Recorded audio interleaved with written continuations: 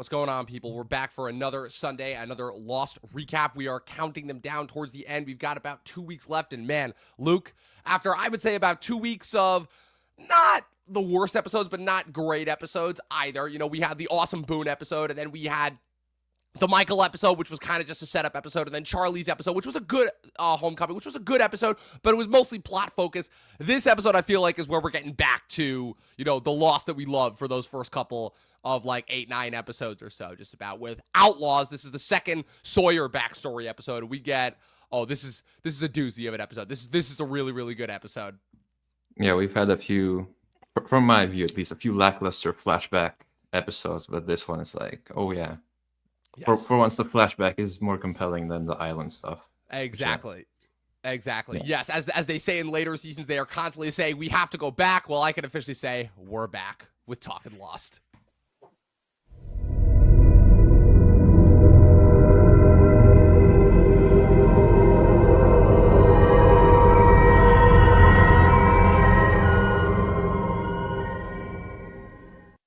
All right, Outlaws, the second Sawyer backstory episode. The reason why I love this episode so much in particular is because it got back to, like we were saying in the intro, the stuff that we loved about those first couple episodes of Lost, which was showing how the characters' backstories heavily factored into not only their decisions to board the plane, which would eventually lead them to the island, but how it would affect them once they were on the island. You know, we saw that heavily with Jack, with Claire. I thought it was done really particularly well with her solo backstory episode.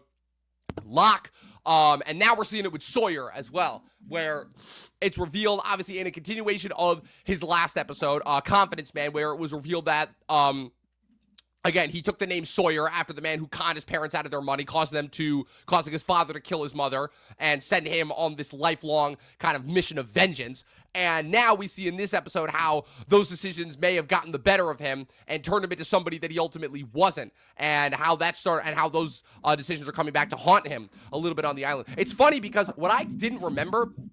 So, funnily enough, this narrative structure they would actually use again once we get into season 2, but for a different character. But I'd forgotten that they used it first on Sawyer in this episode, and I can just say right now that it's used much better with Sawyer personally, especially since, you know, this is another instance where you also have characters interacting, you know, with each other before they got to know each other on the island. So just from an outlier perspective, like what did you think of this episode in terms of like what it is, bringing out once again the best of what we love about Lost? Yeah, exactly. Just the best of everything. Maybe not quite the island mystery. We're not focusing on that episode, but on the character development, which you insist is like one of the strong points of the whole show overall. And Sawyer just keeps climbing my own ranks. I think it's Locke and it's Sawyer at this point. He has a great sort of tandem with Kate in this episode. They have the drinking game, which kind of foreshadows, spoils the rest of the episode, but in any case, it hooks you even more so. You want to know more about what his backstory was, and we do find out. He has a fun scene with Saeed. He's like, "Hey, you hear something in the woods? I don't know. Did you hear something?" So it's the kind of relationship building there after their quarrel in earlier episodes, and the whole boar side plot. I think it's if this were like a less serious show, like Sawyer has beef with a boar, would be like a great sort of comedic side plot for an episode. But it comes back around to his backstory and what that means for his character. Well, it's just hilarious, the boar instance in and of itself. But what I love that this episode does is it's once again peeling back the layers of Sawyer, you know? Like we've been saying since the start of the show, Sawyer was introduced kind of as this antagonistic figure.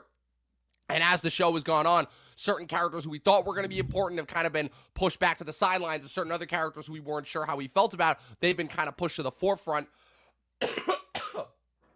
Oh, excuse me. Sorry, I'm just getting over getting.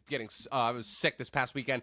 So you have all of that happening. But the other reason why I love this episode in particular is because this is a thing that not only ties into Lost, but Damon Lindelof as well, which is Damon Lindelof is obsessed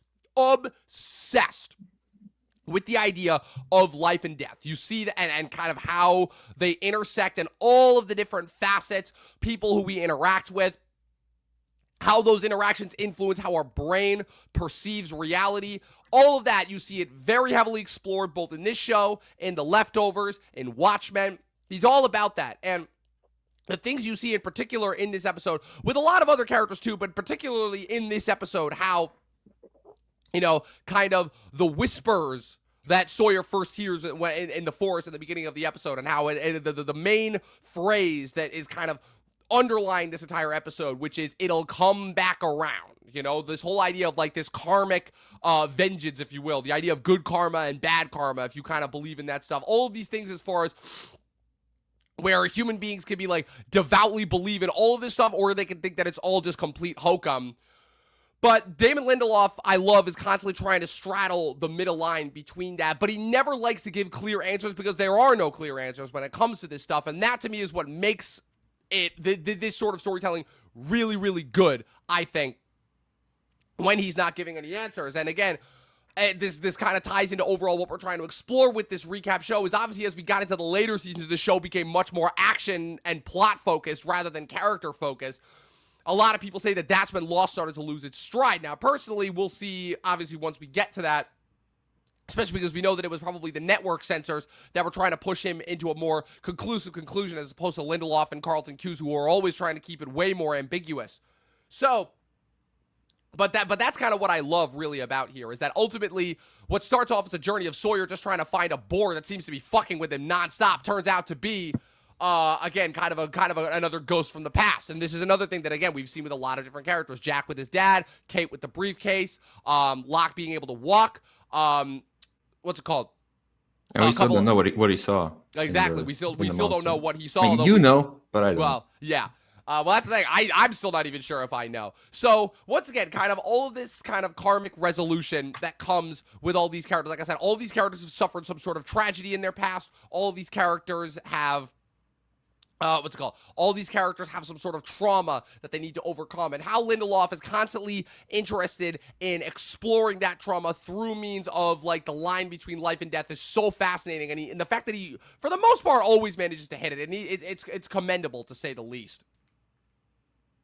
Oh yeah, absolutely. Sorry, I just my mind drifted off. I started thinking about things, but yeah, I do love the more spiritual ambiguousness of the whole island. It's added more mystery to it. I guess they're gonna try and do a definite conclusion when we get there in 2 years. But I'm just really enjoying it for the moment. Just the bare bones of these characters. Because I always look at TV. It's like when I get to the last season of a show, I try to look back at where they were in season 1.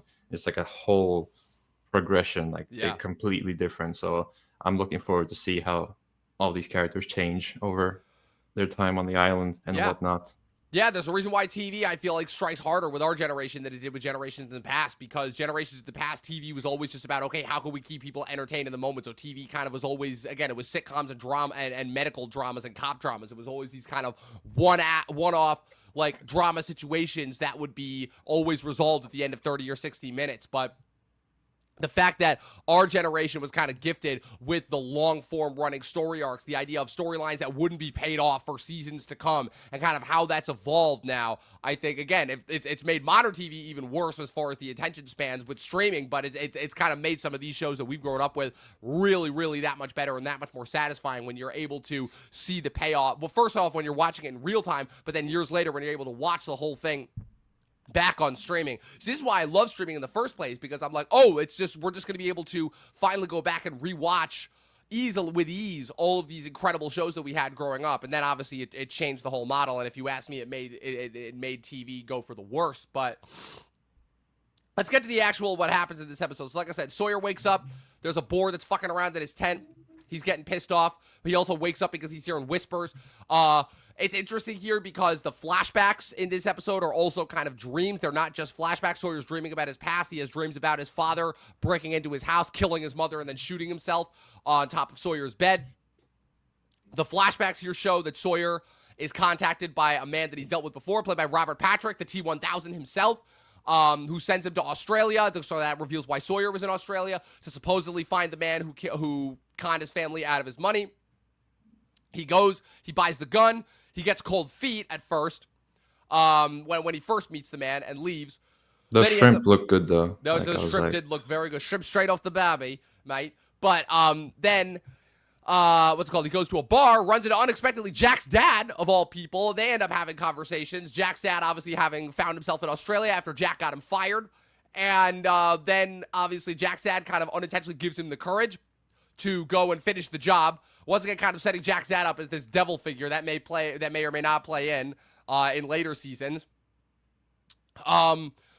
Sawyer goes, finally kills the man. The man in his dying breath reveals that not only was he not the man who conned Sawyer's family, but he was just some random dude who was in debt to Robert Patrick, who Robert Patrick then blatantly used Sawyer's quest for vengeance against.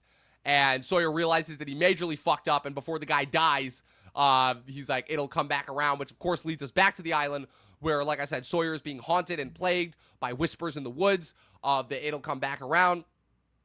He's talking to Sayid. He's not sure what's going on. He goes on a mission with Kate into the woods in order to try and find the boar, get his stuff back. What's it called? Then him and Kate have a little drinking game. They sit down. They talk about their thoughts, what they've done in the past, what they haven't. And they both have a little moment where they both lied. I'll say this right now. This is a little spoiler. They both lied at the end when Sawyer's like, I never killed a man. And then they both drink. I'm like, ooh, you're both lying here. This is where it's going to get interesting and juicy. But while they're on the quest, they run into Locke.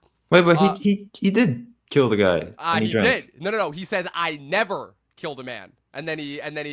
Oh no, you're right. I'm sorry. I'm misinterpreting. The game gets confusing. All right. This is why there's two of us here. It is. It's the wording. That's what it is. The wording of it always confuses me. So they run into Locke while they're on their quest in the woods. Locke tells him this story about how when his sister died when he was very young, his foster mother was distraught until a golden retriever showed up, slept in his sister's room for about 5 years before it departed, and that was kind of their way of moving past the trauma of his sister's death, basically leading them to reveal or to realize that, you know, even though the person's dead, there are other things that may come back and have a way of like reminding you and helping you move on. And so of course Sawyer and Kate get into an argument. They separate. Sawyer finds first they get into an argument because Sawyer finds a baby boar and is trying to use it as bait. Kate tells him to let it go. Kate leaves. Sawyer ends up finding the boar, is about to hold the gun to it. Kate manages to convince him to let it go. Sawyer does. The karmic resolution is resolved. Sawyer finally lets go of the sins of his past, or so we think. There's also one last interaction that he has with Jack when he gives the gun back to Jack, where Sawyer says, where Jack drops a little line, like, that's why the Sox will never win the World Series. And that was the same line that Jack's father said to Sawyer in the bar in Australia, and that's what leads Sawyer to make the connection. Oh, shit. I was talking with Jack's dad, and he chooses not to tell Jack that he met his dad. And I'm sure it'll come up. It'll come up, yeah. But you don't just put that in there if you're not gonna pay it off. So I'm looking forward to that. Yeah, it's another one of those incredible moments where, again, so much is said with barely anything being said, because just the look in Sawyer's face and kind of, again, sowing the seeds of how all of these characters are connected, like before they got on the plane and all that. I love this stuff. That stuff is like my catnip. That's what like really is the driving underlying force of the show. And then there's a quick. And you're saying this isn't the last of the character connections pre? No, it is not. No, it is not. No, it is not. Like I said, there's going to be a couple more of this. I don't remember how many exactly, but there's going to be at least a couple more of this.